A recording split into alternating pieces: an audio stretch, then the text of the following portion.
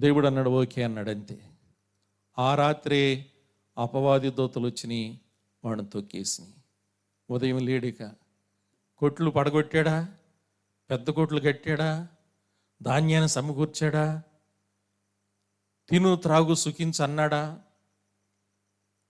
క్రియాపూర్వకంగా అతని జీవితంలో జరిగినయా? ఊహించాడంతే. మానవుని కాలుగతులు దేవుని వశంలో ఉంటాయండి. దేవుడు లేకుండా ఏ మనుషుడు కూడా ఉండకూడదు. మారు మనసు పొందకుండా, రక్షణ పొందకుండా ఉండకూడదు. ఏ సమయంలో ఏమి సంభవిస్తుందో నీకు తెలియదు.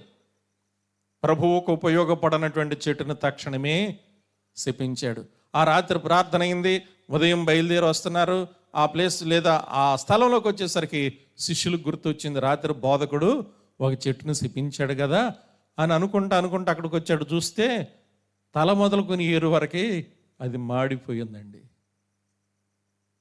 క్రీస్తులో దైవత్వము, మానవత్వం, ఆకలి కొనటం మానవత్వం, దాన్ని శపించి అధికారం చూపించడం దైవత్వం. ఇలాంటి క్రీస్తును మనం కలిగి ఉండాలి.